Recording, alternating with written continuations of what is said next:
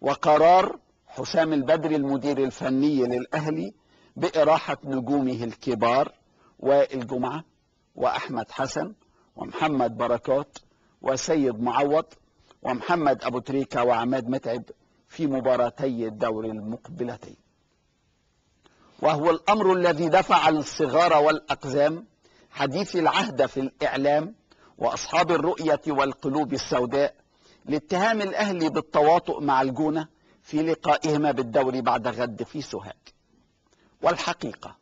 أن تلك الرؤية القاصرة الغبية تفتح ملفا طويلا للتواطؤ والمؤامرات في تاريخ الأهلي منذ الخمسينيات، لأنه لعب كثيرا بالاحتياطيين في مباريات عدة إثر تتويجه بطلا للدوري قبل مرحلة أو أكثر من نهاية المسابقة. ويذكر الكبار سنا قصة لعب الأهلي عام 1961 في السويس بالاحتياطيين في المرحلة الأخيرة للدوري ضد الفريق السويسي المهدد بالهبوط إذا خسر. ورغم فوز الأهلي بالدوري، ورغم حاجة السويس للتعادل فقط، ورغم إشراك كل الاحتياطيين في المباراة إلا الحارس الأساسي عادل هيكل، رغم كل هذا فاز الأهلي باللقاء بهدف لعزة أبو الروس، وأنقذ عادل هيكل ركلتي جزاء للسويس احتسبهما الحكم علي قنديل، وهبط السويس. والفرصة سانحة لنقول للأغبياء في الإعلام الجديد أنه في أغسطس عام 1985 تواطأ الأهلي مع الزمالك في كأس مصر عندما أوقف الأهلي 16 لاعبا من فريقه الأول دفعة واحدة، وأراح 8 من نجومه الدوليين الجاهزين للعب، رفض إشراكهم أمام الزمالك، وأشرك فريقا كاملا من الأشبال تحت 20 عاما بقيادة الحارس الكبير أحمد شوبير،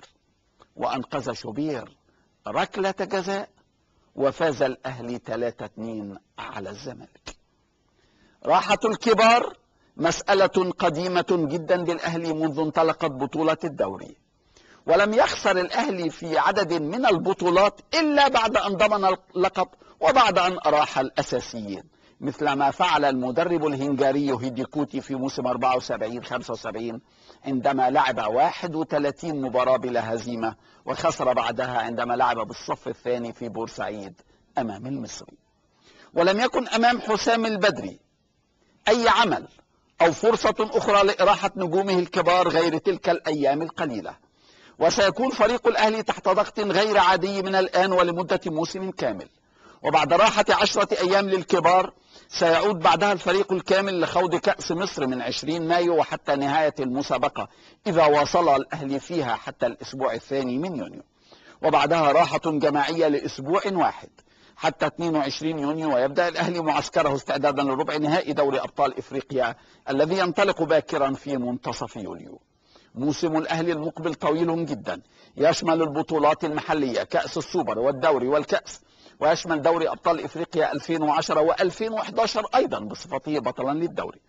وعلى الصعيد الدولي سينهمك نجوم الأهلي مع منتخب مصر في تصفيات الأمم الإفريقية 2012 والتي تبدأ باكرا في سبتمبر المقبل.